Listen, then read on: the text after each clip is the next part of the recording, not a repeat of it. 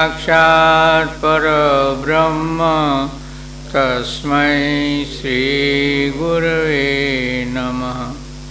परम मंगल स्वरूप भगवान नमो छुं।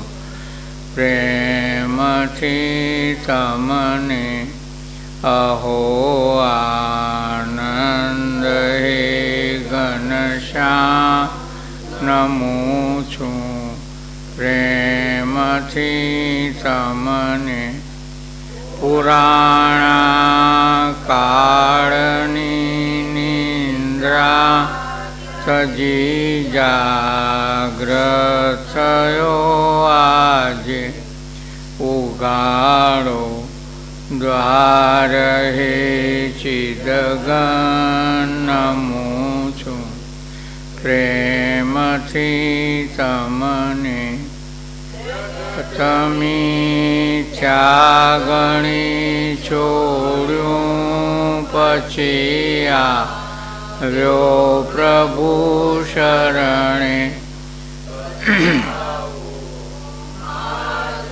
हे भगवान नमो छुं। प्रेमथी तमने दृष्टि करी हूँ परस करवी नो हरो मारा। भमाओ ना हवे भगवान नमो छुं। प्रेमथी तमने हूँ तमे मारा कत सगळुं बन्युं बेदिल। हे शंकर सुनो श्रीमान नमो छुं। प्रेमथी तमने भगवा पेली अजरकनी तमे कीधुं तो अजरक बतलावजो। विश्वं दर्पण दृश्यमान नगरी तुल्यं निजान्तर्गतं। पश्यन्नात्मनि मायया बहिरिव भूतं यथा निद्रया। यः साक्षात् कुरुते प्रबोधसमये स्वात्मानमेवाद्वयम्। तस्मै श्रीगुरुमूर्तये नमः इदं श्रीदक्षिणामूर्तये।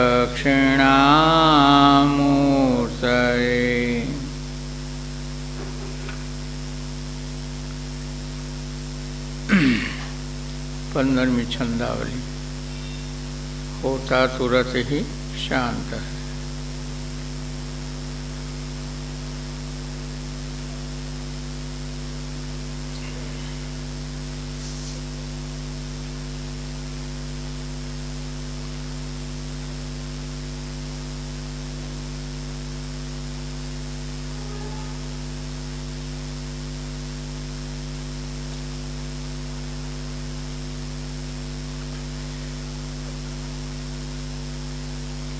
मरी गई 15वीं।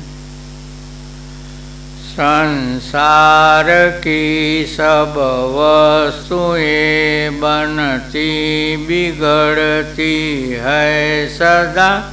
क्षण एक सी रहती नहीं बदला करे है सर्वदा।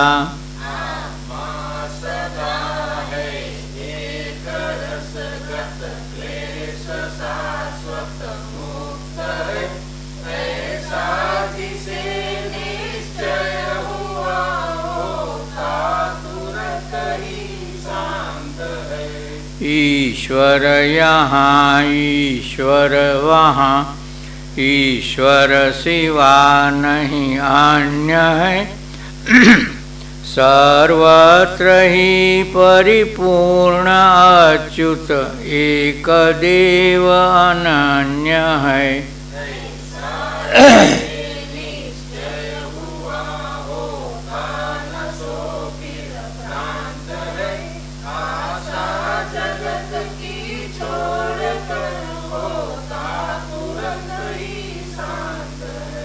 क्या संपदा क्या आपदा प्रारब्धवश सब आय है। ईश्वर उन्हें नहीं भेजता निज कर्मवश आ जाय है।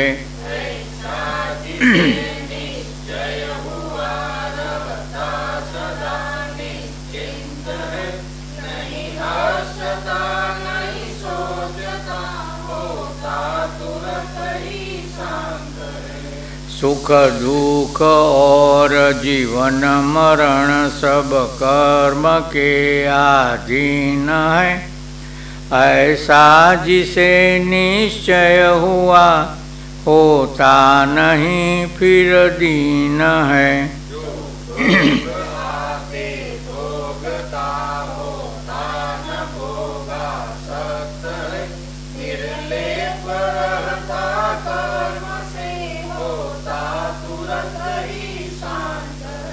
चिंता किए से दुख हो चिंता बुरी फाका भला। ऐसा जिसे निश्चय हुआ सो क्यों करे चिंता भला।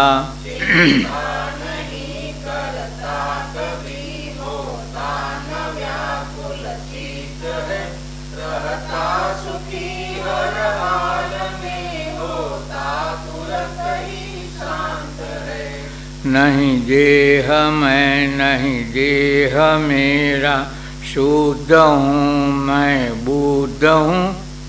कूटस्थ हूँ निसंग हूँ नहीं देह से संबंध हूँ।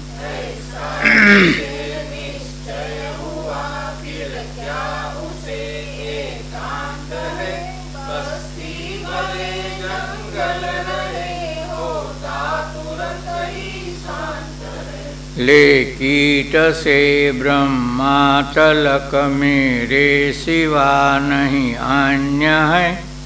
मैं पूर्ण हूँ मैं सर्व हूँ ऐसा विवेकी धन्य है।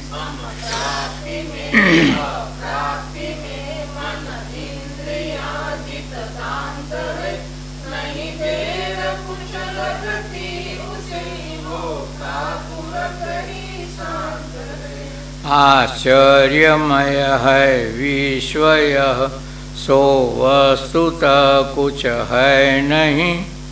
ऐसा जिसे निश्चय हुआ उसको नहीं है भय कहीं।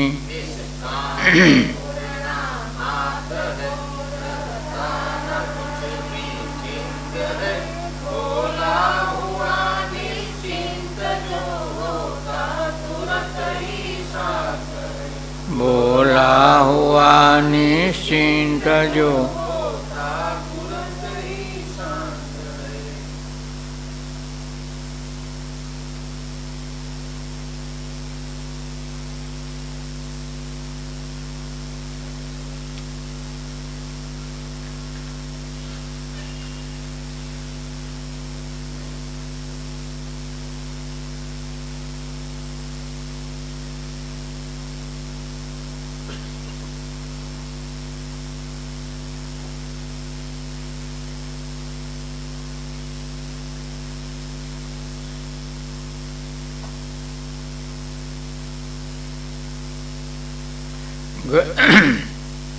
વેદાંત માર્ગદર્શનીમાં આપણે ગઈકાલે જોયું કે વિચાર એ જ મુખ્ય છે અને વિચાર શાનો કરો આવો આપણે ગઈકાલે જોયું હતું.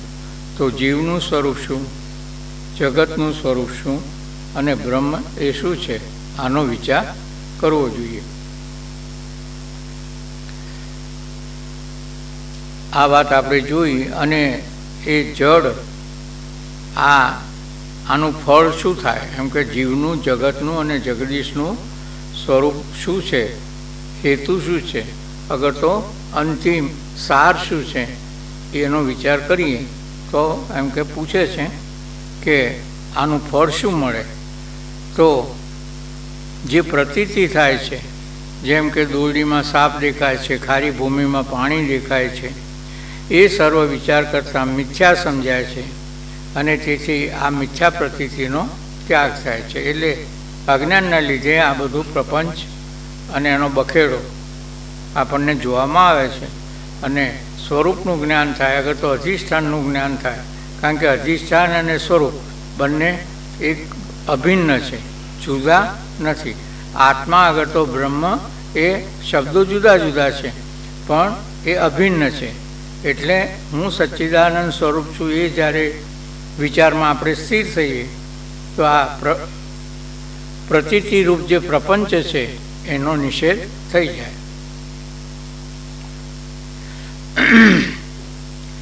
એટલે જે જગતમાં જે સત્યતાની બુદ્ધિ છે ને, જગત નામ અને રૂપમાં જે આપણી દ્રષ્ટિ જાય છે એમાંથી સત્યતાની બુદ્ધિ નિવૃત્ત થઈ જાય. એક આ થાય અને સર્વત્ર એ સચ્ચિદાનંદ પરમાત્મા જ અભિવ્યક્ત થઈ રહ્યો છે, ચેતન જ અભિવ્યક્ત થઈ રહ્યું છે. પણ આ ક્યારે થાય કે જ્યારે નામ અને રૂપનો બાદ થાય ત્યારે. અને જો નામ અને રૂપમાં દ્રષ્ટિ જાય તો મેળ પડે નહીં. એટલે પેલા રાંદેરમાં જ્ઞાનયોગી ચંદુભાઈ કરીને થઈ ગયા. નામ સાંભળ્યું તમે? નામ સાંભળ્યું છે ને? હા, સાંભળ્યું. એટલે એ વાત કરતાં કહે છે કે હું જ્યારે વ્યક્તિ સાથે વાત કરું છું ત્યારે નામ અને રૂપનો બાદ કરીને જ એની સાથે વાત કરું છું અને ત્યારે વાત નથી થતી પણ સંવાદ થાય છે. ત્યારે વાત નથી થતી પણ સંવાદ થાય છે. એટલે એક રૂપતાનો જ અનુભવ ત્યાં આગળ થાય છે. એટલે ત્યાં કંઈ હું ને મારાપણાનો ભાવ જ નથી. એટલે હંમેશા સંવાદ જ હોય ને.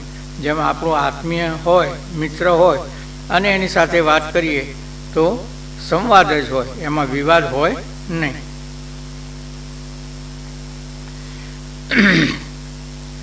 એમ આ મિથ્યા પ્રતીતિનો આપણે ત્યાગ કરીએ છીએ. અને આ મિથ્યા પ્રતીતિ કઈ તો આ શરીર અને જીવ રૂપે હું કરતા છું, ભોગતા છું એ વિચાર.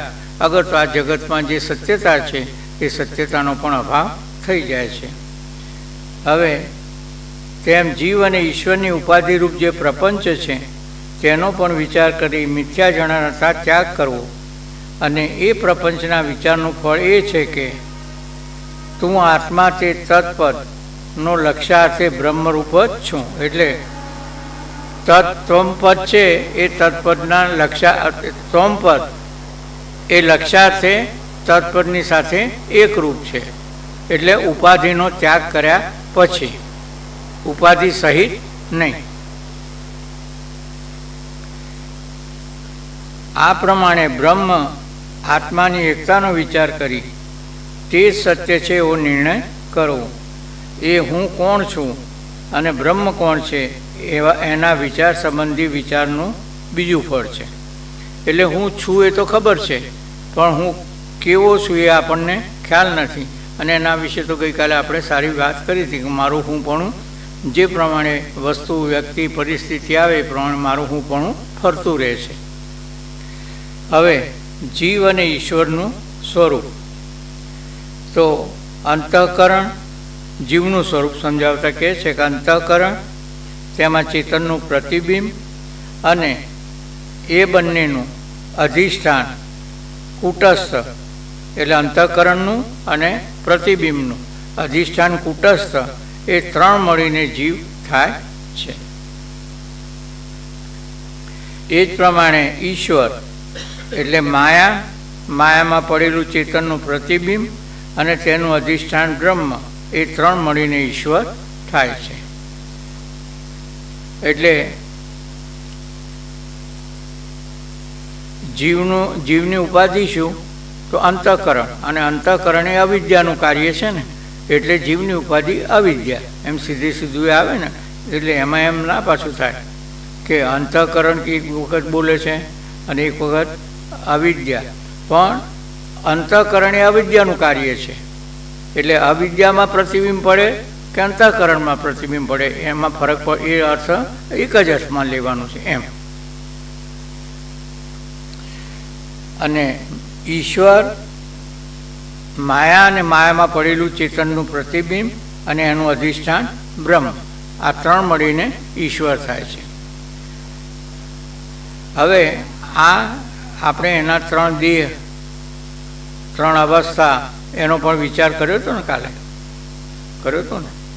એટલે ઈશ્વરના ત્રણ દેહ, વિરાટ, હિરણ્ય ગર્ભ અને અવ્યાકૃત, એના ત્રણ અભિમાની, વૈશ્વાનર, સૂત્રાત્મા અને ઈશ્વર, અને એની ત્રણ અવસ્થા, તો ઉત્પત્તિ, સ્થિતિને લય. આ મુજબ એટલે આ 9 થયા ને, ત્રણ દેહ, ત્રણ અભિમાની અને ત્રણ અવસ્થા, એટલે 9 થયા. અને આનું કારણ માયા, બરોબર. એટલે અને એટલે 3 9 માયા અને અધિષ્ઠાન બ્રહ્મ. માયામાં પ્રતિબિંબ પડે ત્યારે આની થાય ને, એટલે કેટલા થયા કુલને? 11 થયા. એમાં 10નો નિષેધ કરી અને લક્ષ્યાર્થ જે રહે છે એ બ્રહ્મ.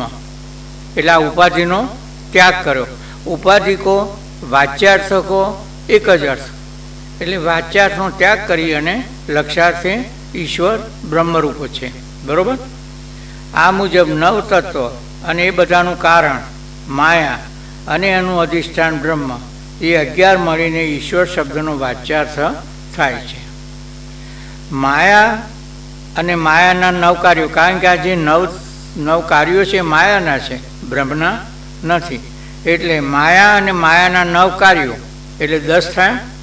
એ 10નું બાદ કરતા, હવે બાદ કરતા એટલે છે દેખાય છે પણ સાચા નથી, એટલે મિથ્યાત્વનો નિશ્ચય.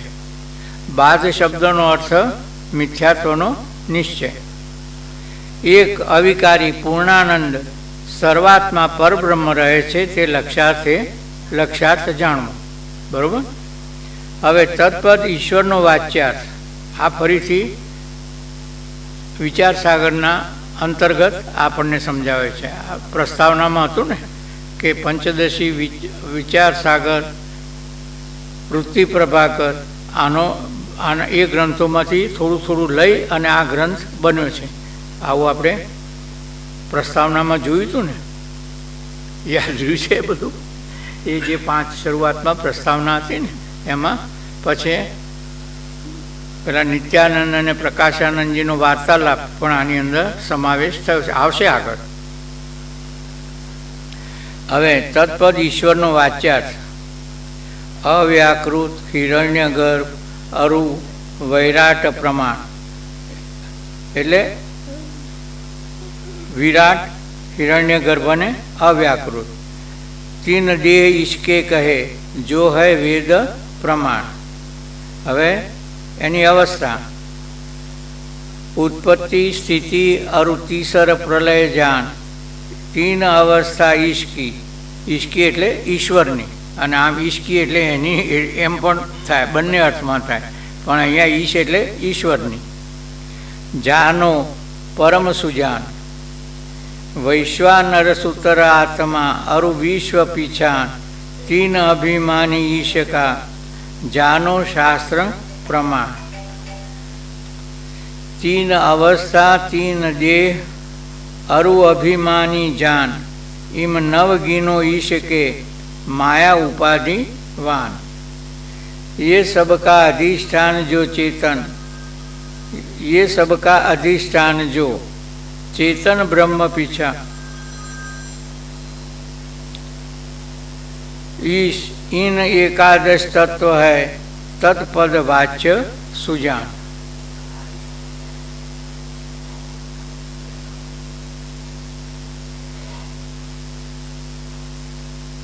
હવે જીવના સ્વરૂપનો વિચાર.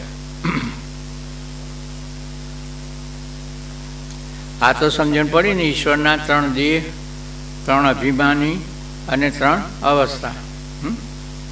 હવે એ જ પ્રમાણે જીવ, જીવના 3 દેહ, સ્થૂળ, સૂક્ષ્મ ને કારણ, 3 અભિમાની, વિશ્વ, તૈજસ અને પ્રાજ્ઞ, અને 3 અવસ્થા, જાગ્રત, સ્વપ્ન ને સુષુપ્તિ. આ ઉપર મુજબ 9 કાર્યો, અને એ બધાનું કારણ અવિદ્યા એટલે અધિષ્ઠાન, અને તેનું અધિષ્ઠાન કુટસ્થ ચૈતન્ય. એ 11 મળીને જીવ શબ્દનો વાચ્યાર્થ થાય છે. એમાં અવિદ્યા 1 અને અવિદ્યાના કાર્યો આ 9, એ 9નો નિષેધ કરતા બાદ કરતા એક કુટસ્થ સાક્ષી અસંગ સચ્ચિદાનંદ સ્વરૂપ છે, અને એ લક્ષ્યાર્થે બ્રહ્મ જ છે, એ બ્રહ્મથી જુદો નથી. તેને જીવ શબ્દનો વાચ્યાર્થ, તેને જીવ શબ્દનો લક્ષ્યાર્થ જાણો. ત્વમ પદ એ જીવનો વાચ્યાર્થ છે, એટલે તત્વમસી એમાં ત્વમ પદ એ જીવનો વાચ્યાર્થ છે. તત્વમસી મહાવાક્યમાં જીવનો વાચ્યાર્થ છે, એટલે વાચ્યાર્થને લઈ અને એકતા થશે નહીં, એમ હવે આગળ સમજાવશે ને. એટલે જાગ્રત, સ્વપ્ન, સુષુપ્તિ 3 અવસ્થા જાન, સ્થૂલ, સૂક્ષ્મ, અર્વ, કારણ, તીનો દેહ પ્રમાણ, વિશ્વ, તૈજસ, પ્રાજ્ઞ, इन 3 अभिमानी जान, ईम 9 गिनो जीव के हेतु अविद्यामान, ये सबका अधिष्ठान जो अचल कुटस्थ मनाय, इन ईश एकादश तत्व जो त्वम पद वाच्य गणाय. એટલે આ વાચ્યાર્થનો ત્યાગ કર્યા પછી જ આની એકતા થાય. તત અને ત્વમ વાચ્યાર્થ શોધન. વાચ્યાર્થ શોધન એટલે પદાર્થ શોધન, પદના અર્થનું શોધન. શોધન એટલે સ્પષ્ટીકરણ. હવે શોધન 2 અર્થમાં વપરાય. દાખલા તરીકે સોનું છે તો સોનાને જે કચરો કાઢીએ ને એને કહે છે શોધન કહે છે. ખબર છે ને? ખબર નહીં હોય. એને જે એમાંથી કચરાનો અગ્નિમાં લઈ અને એને સાફ કરીએ ને તો એને શોધ્યું કહેવાય, એટલે સાફ કર્યું કહેવાય. શબ્દ વપરાય એટલે કે એને સ્વચ્છ કર્યું, એમાં જે કંઈ ભેળસેળ બીજું હોય એ બધાને નિવૃત્ત કરી દે. એટલે તત અને ત્વમ વાચ્યાર્થ શોધન, એટલે આને શુદ્ધ કરવાનું ને તત્પદને અને ત્વમપદને. આનું તો વાચ્યાર્થ કીધો. હવે લક્ષ્યાર્થ લેવા માટે આનું જે આપણે સમજી લીધું કે 10નો ત્યાગ કરીને એકને જ રાખવાનું, પણ અહીંયા આપણને ગ્રંથકાર સમજાવે છે. કહે તત્વ જીવ ઈશ કે હૃદય કરો વિચાર, એટલે કહે એટલે જીવ અને ઈશ્વરનો તત્વ શું છે એનો હૃદય વિચાર કરો. 10હું વિરોધી ત્યાગ કે, આ જે એનો સાર લેવો હોય તો આ વિરોધી ભાગ છે એનો ત્યાગ કરવો પડે. 10હું વિરોધી ત્યાગ કે લક્ષ્ય ભાગ જો સાર, આ લક્ષ્ય ભાગ જ સાર છે. જીવ લક્ષ્ય કૂટસ્થ હૈ, અને જીવ લક્ષ્યાર્થ કેવો છે? કૂટસ્થ સાક્ષી. અને આ તો આપણે સ્પષ્ટીકરણ કર્યું હતું ને કે આ દેહને અનુલક્ષીને હોય ત્યારે કૂટસ્થ સાક્ષી આત્મા કહેવાય, અને સમગ્ર વિરાટને અનુલક્ષીને હોય ત્યારે એને બ્રહ્મ કહેવાય. जीव लक्ष्य कूटस्थ है, इसको ब्रह्म ही जान, सो दोनों एक है, जानो सकल सुजान. હવે શિષ્ય પ્રશ્ન પૂછે છે કે આવા વિચારનો અધિકારી કોણ? એટલે અધિકારી તો જોઈએ ને સમજવા માટે. એટલે આને અનુબંધ ચતુષ્ટય કહેવાય છે. હા, એટલે કોઈ પણ ગ્રંથ પૂર્ણ ક્યારે કહેવાય તો એમાં અનુબંધ ચતુષ્ટય હોય અને ષડલિંગ હોય, એને એ ગ્રંથને જ શાસ્ત્ર કહેવાય. નવલકથા હોય એ સાહિત્યની દૃષ્ટિએ ઉત્તમ હોય પણ એને શાસ્ત્ર તરીકે ગણાય નહીં. એટલે એમાં ષડલિંગ અને આ અનુબંધ ચતુષ્ટય હોવા જરૂરી છે. એટલે અનુબંધ ચતુષ્ટયમાં અધિકારી, વિષય, સંબંધ અને પ્રયોજન, આ 4 વાના હોય એને અનુબંધ ચતુષ્ટય કહે છે. જેમ પેલું સાધન ચતુષ્ટય ખરું ને એમ અનુબંધ ચતુષ્ટય છે. અને એનો હવે આપણે એક જ મુદ્દાનો વિચાર કરવાનો છે કે આનો અધિકારી કોણ, આનો અધિકારી કોણ? તો જે સાધન ચતુષ્ટય છે એ એનો અધિકારી છે. એટલે આપણે ગ્રંથની વાત નથી કરવાની, પણ આનો આ અભ્યાસ કરવાનો અધિકારી કોણ છે? તો જેણે સાધન ચતુષ્ટય કર્યા હોય એ. તો સાધન ચતુષ્ટયમાં શું આવે? અને મુમુક્ષુતા, ત્યારે જાગ્રત થાય ને. એટલે વિવેક, વૈરાગ્ય, ષટ સંપત્તિ અને મુમુક્ષુ, આ જેણે બરોબર અભ્યાસ કર્યો હોય એનો જ આ અધિકારી છે. એટલે ઉત્તમ જિજ્ઞાસુ, આવા વિચારનો અધિકારી કોણ? તો કહે છે ઉત્તમ જિજ્ઞાસુ. એટલે આ જિજ્ઞાસુ ક્યારે આવે? આ 3 સાધનો કર્યા હોય ત્યારે ને. વિવેક, વૈરાગ્ય ને ષટ સંપત્તિ, આ વિચારનો અધિકારી છે. અને તે અધિકારી ગુરુજીએ કૃપા કરી ઉપદેશેલી વેદાંત પ્રક્રિયાનો રૂઢા પ્રકારે વિચાર કરી હું બ્રહ્મ જ છું એવો અપરોક્ષ અનુભવ કરે છે. આ પરોક્ષ અને અપરોક્ષની વાત તો થઈ ગઈ હતી ને આપણે. પરોક્ષ હોય એ માહિતી રૂપ હોય અને અપરોક્ષ હોય એ અનુભવ રૂપ હોય ને. એમ આપણે પુસ્તકમાં વાંચ્યું એટલે એક ભાઈએ ક્યાંક દ્રષ્ટાંત આપ્યું હતું કે કોઈ કેનાલ ક્રોસ કરવા માટે કોઈએ બીડું ઝડપ્યું હતું અને મોટી તૈયારી કરી હતી. અને પછી પેલું જે એનું કોસ્ચ્યુમ આવે ને એ કોસ્ચ્યુમ પહેરી અને મેં કૂદકો માર્યો. પણ જેવો કૂદકો માર્યો એવો તળિયામાં. શું?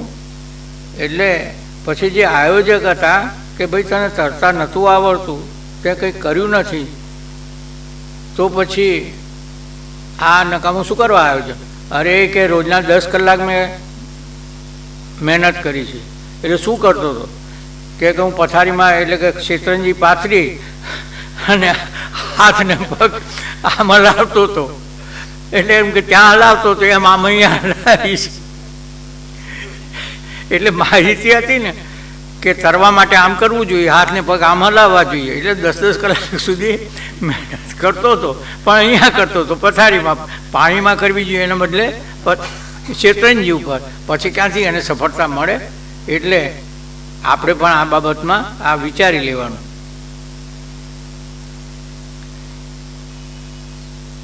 હું બ્રહ્મ છું એવો અનુભવ કરે અને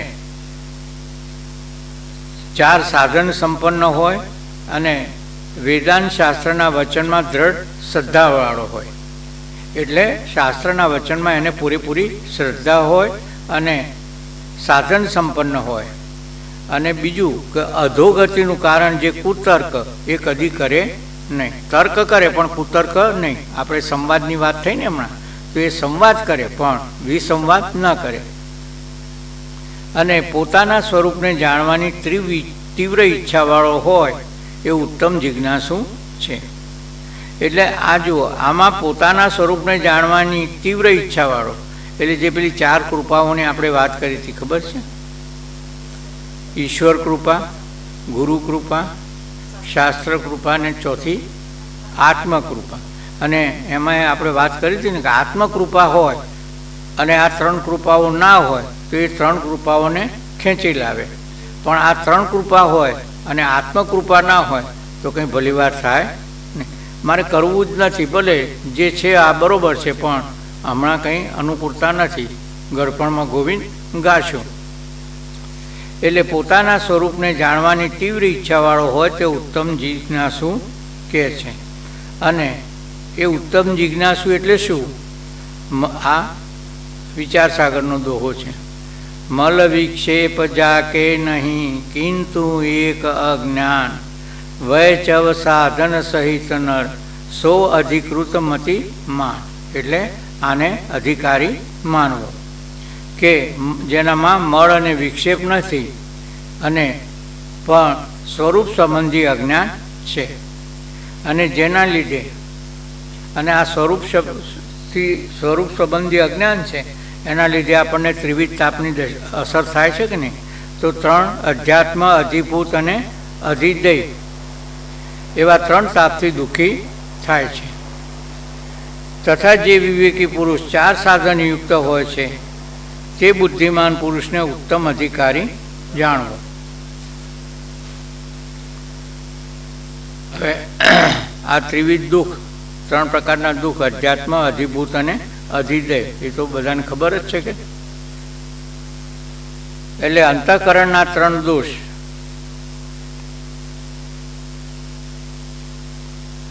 મળ, વિક્ષેપ અને આવરણ.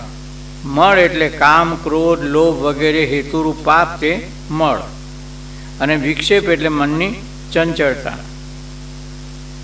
અને આવરણ એટલે વસ્તુનું ભાન ન થવાનું અજ્ઞાન, એને આવરણ કહે છે. આવરણ એટલે અજ્ઞાન, બરોબર. એટલે આ મળ અને વિક્ષેપ આ બેની નિવૃત્તિ કરેલી હોય એ સાધન ચતુષ્ટ હોય ને. સાધન ચતુષ્ટયને ઉપર કીધું ને કે અધિકારી, તો એણે આ મળ અને વિક્ષેપ નિવૃત્ત કર્યા હોય, અને પેલા 4 સાધન કર્યા, 3 સાધન કર્યા હોય, તેના મળ અને વિક્ષેપ નિવૃત્ત થાય. અને એમાં ષટ સંપત્તિ, અને ષટ સંપત્તિમાં શમ અને દમ એનું યથાર્થ રૂપે પાલન સમજણ કરીને એને જીવનમાં ઓતપ્રોત કર્યું હોય તો પછી એના ચંચળતા રહે નહીં. એ 3 દોષો દૂર કરવાના ઉપાય. આ એકની એક વાત વારંવાર આવે તો એમાં પુનરુક્તિ દોષ નથી.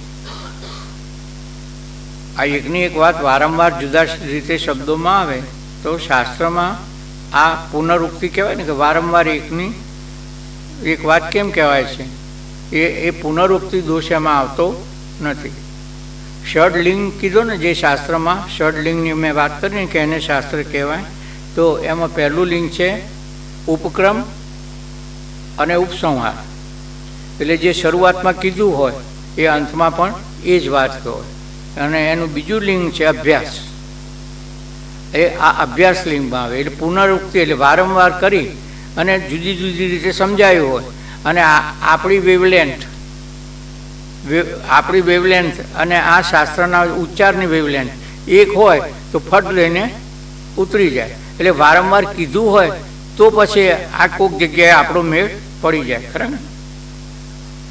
અત્યારે નહીં, પણ પહેલાં જે રેડિયો હતા એની વેવલેન્થ મેળવવી પડતી હતી ને, એ વેવલેન્થ મેળવીએ તો જ પછી અવકાશમાં રહેલા જે તરંગો હતા એ તરંગો અવાજ રૂપે અવતરણ થાય ને.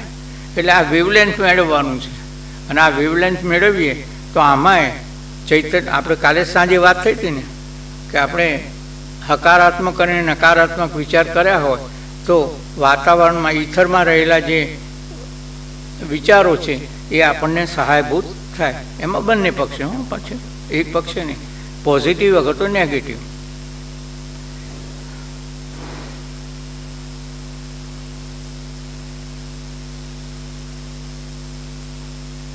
એ 3 દોષો દૂર કરવાના ઉપાય. તો શાસ્ત્રમાં કહેલા નિષ્કામ કર્મો કરવાથી અંતઃકરણનો મળ દોષ થાય છે. પછી માટે જ્યાં સુધી અશુભ વાસનાઓ જણાય ત્યાં સુધી નિષ્કામ શુભ કર્મ કર્યા કરવા.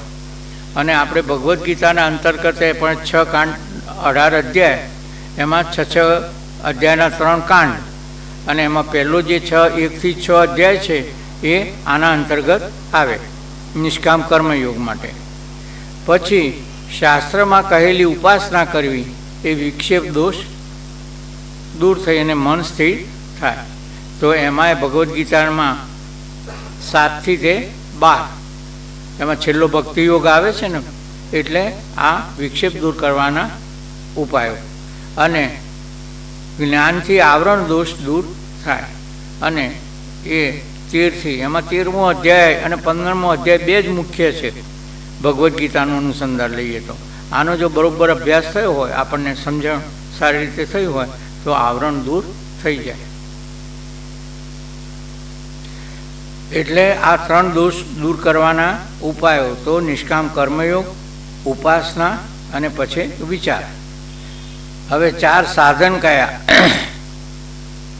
તો વિવેક, વૈરાગ્ય, શમદમ આદિ 6 સંપત્તિ અને મુમુક્ષુતા 4 સાધનો છે. આ પંચીકરણ પાછું આવ્યું ફરતી. અને વિવેક એટલે આત્મા અનાત્માનો આત્મા નિત્ય છે અને એનાથી ભિન્ન તે સર્વ અનિત્ય છે એવો જે નિશ્ચય તે વિવેક કહે છે. હવે અહીંયા જરા ટકોર કરે છે ગ્રંથકાર કે આવો વિવેક પંડિતો જેવો અભ્યાસ કરે છે તેઓને પણ થાય છે. અને આ વેદાંત તો અત્યારે અભ્યાસક્રમમાં એ છે ને, તો પ્રોફેસર શીખવાડે ખરા વેદાંત અને એના સિદ્ધાંતો એ શીખવાડે, પણ એમના આચરણમાં હોય નહીં. એટલે ખરા કે નહીં? એટલે આવો હોય અભ્યાસ, એટલે પંડિતોએ હોય અને અભ્યાસ કરાવે ખરા, પણ એમને ફળની પ્રાપ્તિ થાય અને સરસ સમજાવે. પાછું એવું નથી, સમજાવતી વખતે સરસ રીતે સમજાવે, પણ એમના જીવનમાં ઉતરેલું હોય નહીં, બુદ્ધિમાં હોય. એટલે આપણા બાપુજી કહેતા કે અનુભવ કરવા માટે અહીંયા છે ને ત્યાંથી આટલે સુધી લાવવાનું છે, બસ એક વહેંચ જ એને નીચે ખસેડવાનું, પણ એ ખસે નહીં, અનુભવમાં ના આવે. એટલે આવો વિવેક પંડિતો જેવો અભ્યાસ શાસ્ત્ર અભ્યાસ કરે છે તેઓને પણ થાય છે, પરંતુ નિષ્કામ કર્મ અને ઉપાસના વડે શુદ્ધ અને એકાગ્ર નહીં થયેલા અંતઃકરણમાં એ વિવેક ઉપજે છે. એ કેવો ઉપજે છે કે ખારીવાળી ભૂમિમાં, ખારવાળી ભૂમિમાં વાવેલા છોડની પીઠે ઉગે છે, એટલે પછી સુકાઈ જાય ને, અને અંતે તે વૈરાગ્ય આદિ ફળ લાગતા નથી. એટલે જે વિવેક જોઈએ એ કરે ખરા, પણ વૈરાગ્ય હોય નહીં. એટલે વિવેક પછી વૈરાગ્ય, તો આ 4 સાધનોની પાછું ફરીથી પુનરાવર્તન થાય છે. આ લોક અને પરલોકના ભોગોની ઈચ્છાનો ત્યાગ એને વૈરાગ્ય કહે છે. અગર તો બીજા અર્થમાં કે આ સંસારના જે પદાર્થો છે એની અંદર સેન્સ ઓફ પોઝિશન, એટલે આ મારું છે એ ભાવના નિવૃત્ત થઈ જાય, તો પછી એના પ્રત્યે આપણે ઉપયોગ કરીએ, પણ એ જવાથી મને દુઃખ નહીં થાય અને આવવાથી હર્ષ થશે નહીં. અને જે પરિસ્થિતિમાં ભગવાને આપણને મૂક્યા હોય એ પરિસ્થિતિને જ આપણે સ્વીકારી લઈએ અંતરથી, આમ હબાકા રાખીને નહીં. એમ આપણી ભાષામાં કે અંદર હબાકો હોય, જેમ માં પોતાના ગાંડો બાળક હોય, 3 બાળકો હોય, પણ એમાં જે મંદબુદ્ધિવાળો હોય ને એ માં એને વધારે પ્યાર કરે પેલા કરતાં, કારણ કે એનામાં ઉણપ છે. અને કેટલીક વખત આપણે આ રીતે સહન કરીએ, પણ અંદરથી તો બળબડાટ હોય, સ્વીકૃતિ ના હોય. એટલે સ્વીકૃતિ અને બળબડાટ એ બંનેનો આ સરસ દ્રષ્ટાંત છે માનો. અને શમ દમ આદિ 6 સાધનો, શમ દમ, પછી આગળ બોલો છો જેને આવડતું હોય ને. હે આય સીધું જ લો, મને ખબર જ નથી કે હું પૂછત જ નહીં, નહીતર નીચે જ આપ્યું છે એમ ને. શમ દમ શ્રદ્ધા સમાધાન ઉપરતિ, આ ઉપરતિ છે, ઉપરતિ. અને ત્રીજું છેલ્લું તિતિક્ષા.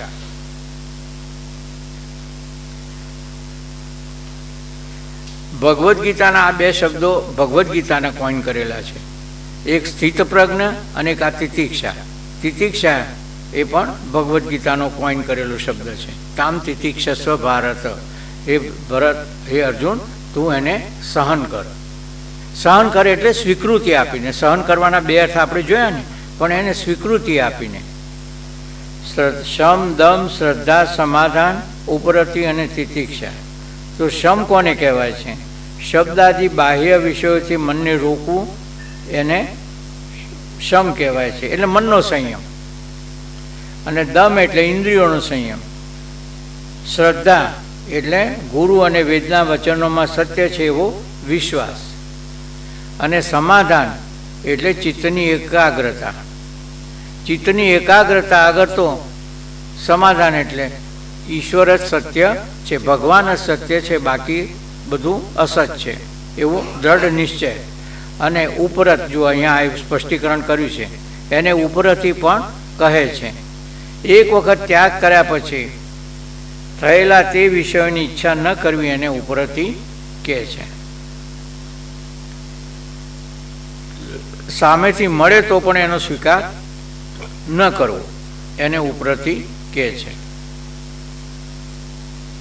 અને તિતિક્ષા એટલે ટાઢ, તાપ, શોક, મોહ, કામ, ક્રોધ આ બધા જોડકા છે એને સહન કરવાનો, એ સહન કરવું એને એ સ્વભાવ એને તિતિક્ષા કહે છે. હવે દુઃખ, આ 3 પ્રકારના દુઃખ આપણે આગળ આવ્યા ને, 3 પ્રકારના દુઃખથી, તો આધ્યાત્મ પછી અને આધિદૈવિક. હા, હવે અધ્યાત્મ દુઃખ એટલે શું? આત્માનો આશ્રય કરીને રહેવાવાળા સ્થૂળ તથા સૂક્ષ્મ શરીરને આધ્યાત્મ કહે છે. એટલે અહીંયા આત્મા એટલે અહીંયા સ્થૂળ અને સૂક્ષ્મ શરીર એ અર્થમાં. એટલે આમ સ્વરૂપના દૃષ્ટિએ આત્મા નહીં, પણ સ્થૂળ અને સૂક્ષ્મ શરીર, અને એને રહેવા સૂક્ષ્મ શરીરને અધ્યાત્મ કહે છે. અને એ શરીરના સંબંધથી ઉત્પન્ન થતા દુઃખ તેને અધ્યાત્મ દુઃખ કહે છે.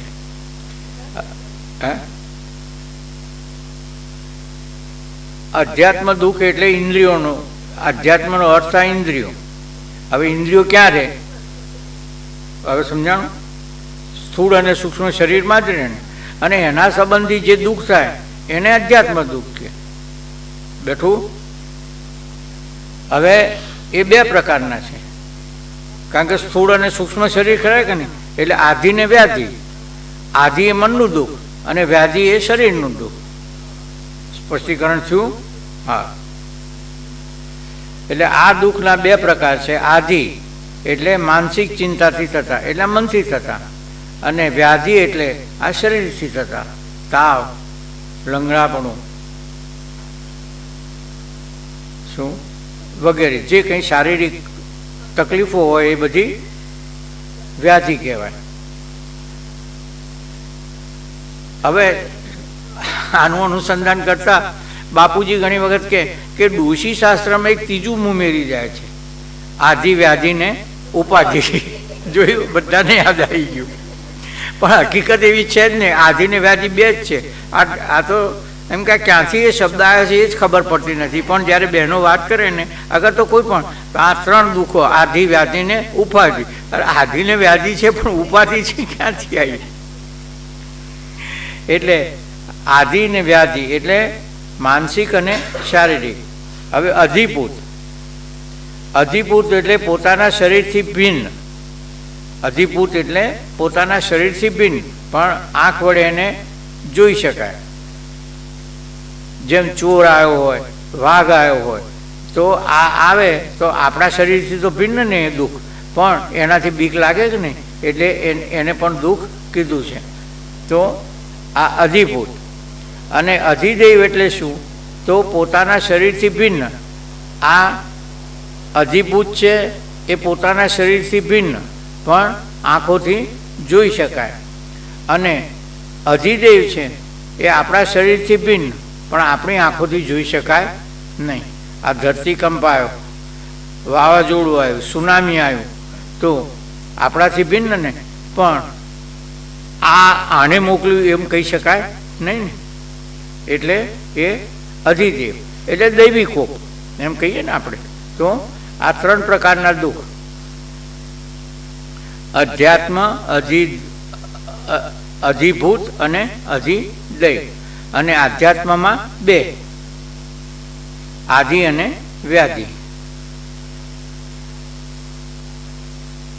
એટલે આપણા જીવને જે કંઈ દુઃખો છે ને, આ 3 ભાગમાં શાસ્ત્રે વહેંચી દીધા.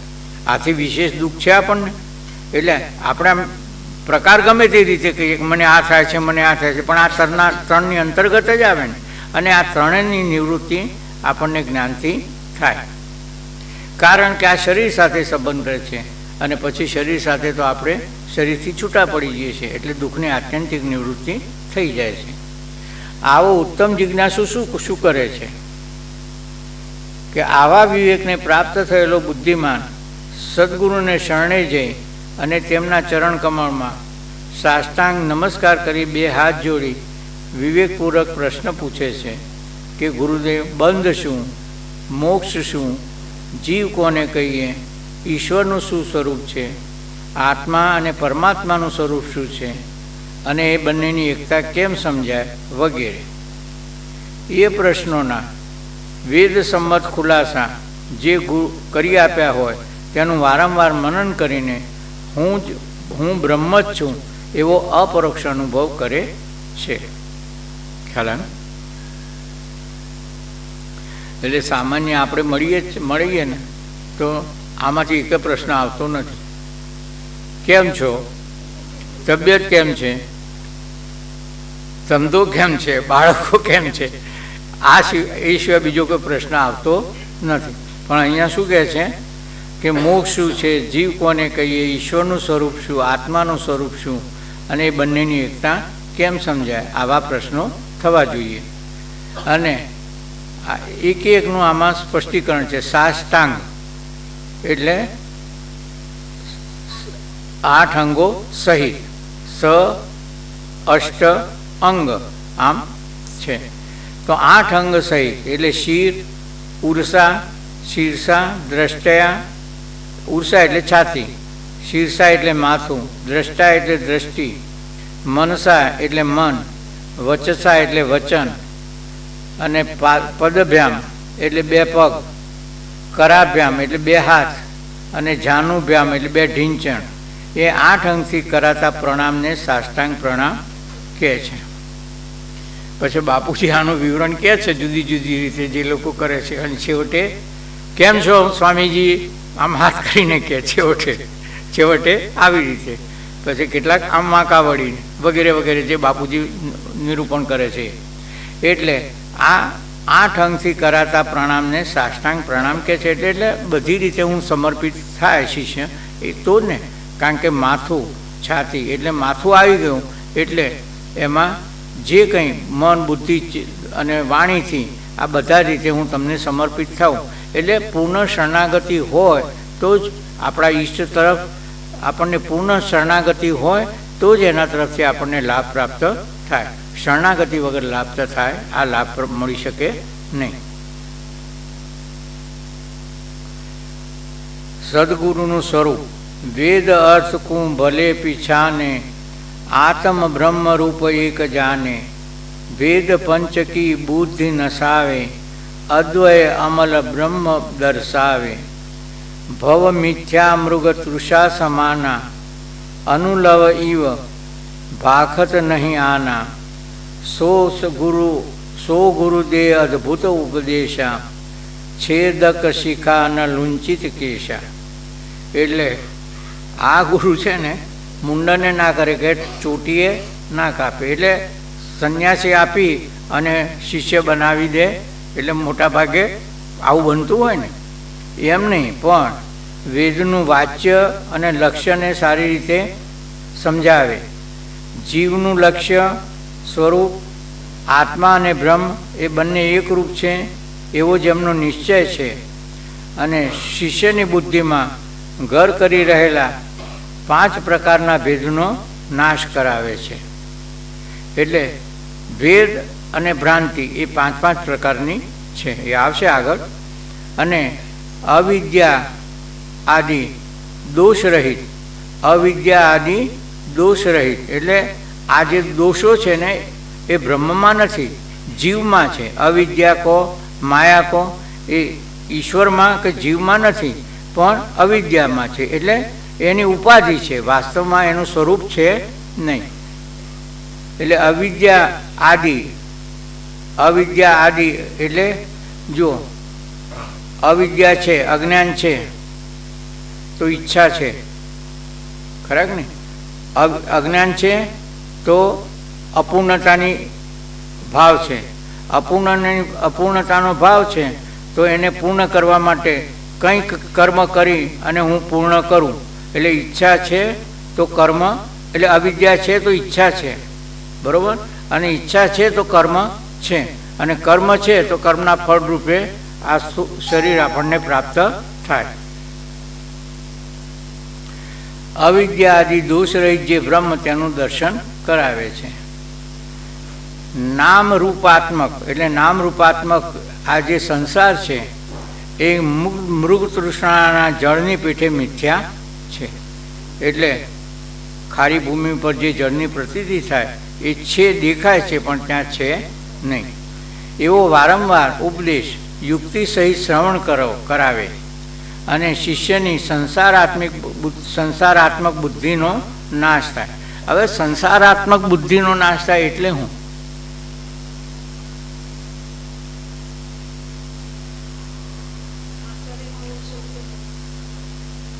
એક. બીજું 2. આ તો બહેનો આવી, ભાઈઓ કોઈ? સીતારામ. એટલે સંસારનું આપણે સ્પષ્ટીકરણ કર્યું હતું, સત્યની વ્યાખ્યા કરી હતી, અને સંસારનો નાશ કરે છે. એટલે વારંવાર જન્મ મરણ રૂપ જે ચક્ર છે એ ચક્રમાંથી મુક્ત કરાવે છે. એટલે સ્વરૂપનો અનુભવ થાય તો જ આ સંસારરૂપી ચક્ર, એટલે આ ગૃહસ્થી જે સંસારને મોટાભાગે માને છે એને શાસ્ત્રમાં સંસારની નિવૃત્તિ કહેતા નથી. એટલે ગૃહસ્થી છોડી અને આ અનુભવ થાય એવું નથી, સંસારમાં રહીને પણ આ અનુભવ થાય છે. પહેલાંના તો વખતમાં ઠીક, પણ અમદાવાદમાં લલ્લુભાઈ ગોરધનભાઈ કરીને થઈ ગયા. એ ડેપ્યુટી કલેક્ટર હતા પોસ્ટમાં, અને મોટા બાપજીએ ભાગવતમાં એમનું સ્પષ્ટીકરણ કર્યું છે. અને એમની પાસેથી આ પ્રકાશાનંદજીનું નામ આમાં આવ્યું છે ને, ખબર છે ને? પ્રકાશાનંદજીને નિત્યાનંદજીનો વિચાર, એ પ્રકાશાનંદજીએ એટલે એમની પાસેથી એક ગૃહસ્થી પાસેથી સંન્યાસ લઈ અને પ્રકાશાનંદ સંન્યાસ એમણે લીધો હતો. એટલે ઘર બાર છોડવાની જરૂર નથી, પણ મનમાંથી સંસાર અને આ જગત છોડવાનું છે. એટલે એમાંથી ઉપરામ થવાનું છે. કંઈ આવા ભગવા કપડાં પહેરીએ તો જ આપણને ભગવત પ્રાપ્તિ થાય એવું નથી. જો રામકૃષ્ણ પરમહંસ સંસારી જ હતા ને, પરણેલા જ હતા ને, એટલે ઘણા એવા એમ કે હોય છે અને આ અનુભવ પ્રાપ્ત કર્યો છે. ગંગા સતી, બરોબર, એ તો હમણાં જ ના દ્રષ્ટાંત ને, અને છતાંય એનો અનુભવ કેટલો સ્પષ્ટ આપણને સમજાવાય છે. એટલે કહે છે કે આ નામ રૂપાત્મક સર્વ સંસાર, એટલે આ સંસાર એટલે જન્મ મરણ રૂપ સંસારમાંથી, એટલે આવી માન્યતા હોય તો એ માન્યતા કરવાની નથી. અહીંયા જ્યાં છીએ ત્યાં, એટલે તો પેલું જે સ્લોગન છે ને વિવેકાનંદનું, જ્યાં છે ત્યાં ઊભો થતું, ઉત્તિષ્ઠ જાગૃત પ્રાપ્ય વરા નિબોધ. એટલે નામ રૂપાત્મક સર્વ સંસાર મૃગ તૃષ્ણાના જળની પીઠે મિથ્યા છે એવો વારંવાર ઉપદેશ સહિત યુક્તિ સહિત શ્રવણ કરાવવું અને શિષ્યને સંસારાત્મક બુદ્ધિ થાય એવો લગાર પણ ઉપદેશ આપે નહીં. એટલે એમાં પ્રવૃત્તિ થાય.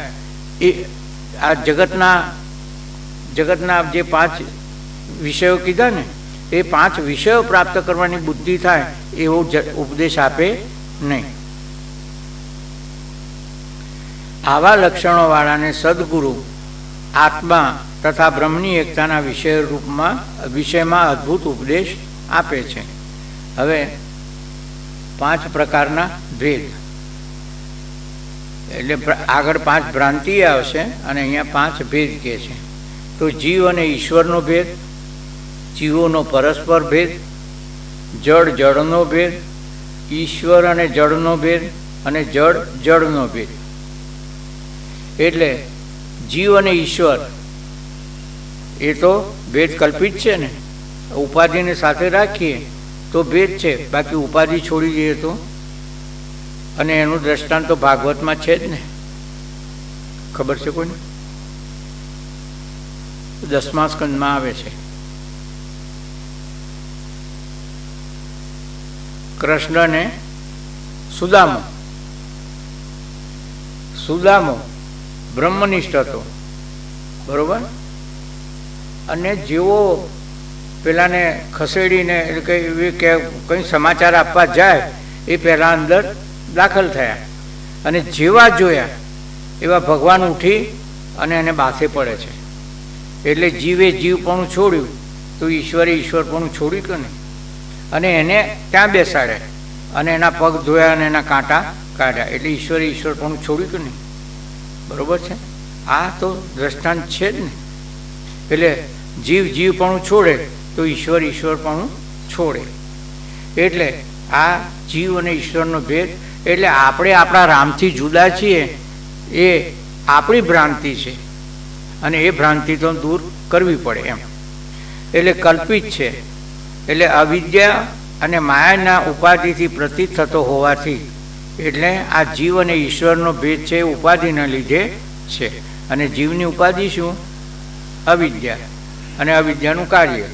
અને ઈશ્વરની ઉપાધિ માયા, અને માયાનું કાર્ય. આ ઘટાકાશ અને મહાકાશના ભેદની પીઠે. એટલે ભેદ બન્યો જ નથી ને.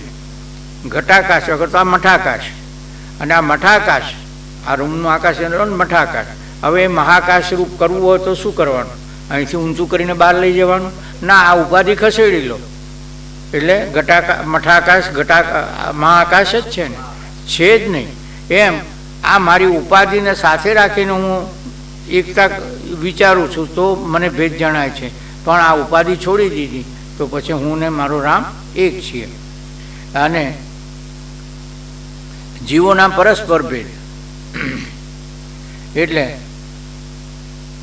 આ એક જીવ અને બીજો જીવ, તો એ ઉપાધિ જ છે ને. આ શરીરને અનુલક્ષીને આપણે વિચાર કરીએ તો આ હું ને તુંનો ભેદ થાય છે, પણ શરીરનો બાદ કરો તો ચેતન તો એમાં એક જ વિલસી રહ્યું છે.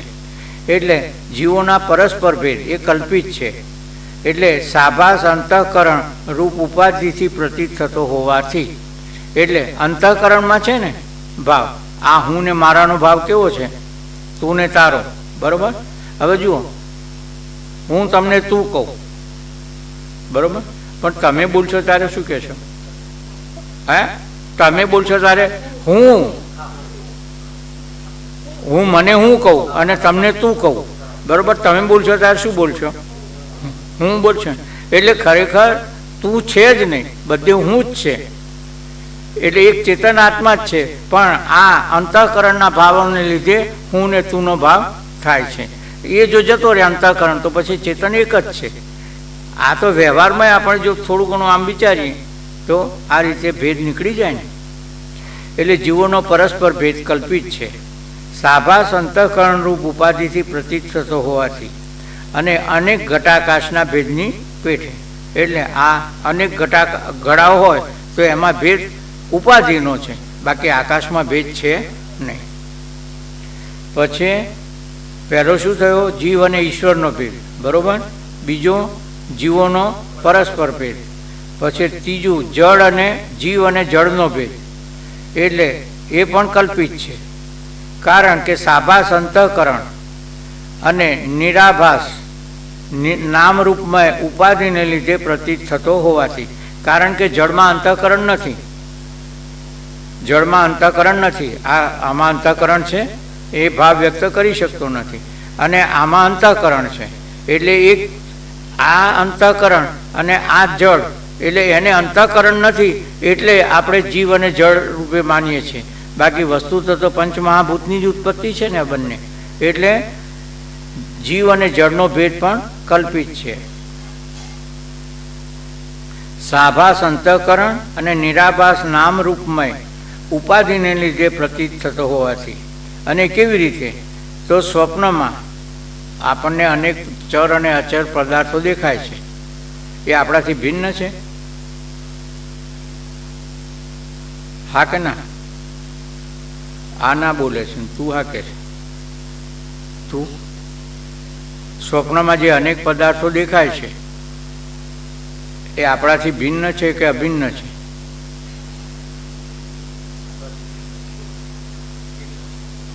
તમારા મનમાં તમે અત્યારે યશનો વિચાર કરો અને યશ તમારે આગળ આવે અત્યારે માનસિક, તો ક્યાંથી આવ્યો? જો તમારાથી ભિન્ન છે તો ભિન્ન છે એ આવે. એટલે મારો મનનું જ પ્રોજેક્શન છે, મારો મનનું જ પ્રોજેક્શન છે. બરોબર ને? એટલે અને સ્વપ્નમાં તો આ જે જોઈએ છે એ બધું એ વખતે સાચું લાગે છે, પણ ઉઠ્યા પછી ખોટું. ખોટું કેમ? કારણ કે મારું મનનું જ પ્રક્ષેપણ હતું. આટલા રૂમમાં હું હોઈ રહ્યો, અગર તો આનાથી નાનો આપણા અંદર બેડરૂમમાં, અને ત્યાં સ્વપ્નો આવે અને ત્યાં મોટું એરોપ્લેન આવે, મોટો પર્વત દેખાય, તો આવ્યો ક્યાંથી? જે કાલ્પનિક હોય એમાં યોગ્ય દેશકાળ ના હોય, આવું મોટા બાપુજીનું સ્ટેટમેન્ટ છે. જે કલ્પિત હોય એમાં યોગ્ય દેશકાળ મળે નહીં. ખરે મળે? ત્યાં એ રૂમમાં મોટો પર્વત દેખાય કે નહીં? સરોવરે દેખાય, બધું જ દેખાય, પણ અને બાપને દીકરો હાથે દેખાય. તો ત્યાં યોગ્ય દેશકાળ મળતા નથી. એટલે કલ્પનામાં યોગ્ય દેશકાળ મળતા નથી. આપણે આ બાબતમાં આમ વિચાર ન કર્યો ને એટલે આપણને આ ખ્યાલ ના આવે. બાકી વિચાર કરીએ તો ખ્યાલ આવી જાય કે આ વસ્તુ સાચી નથી.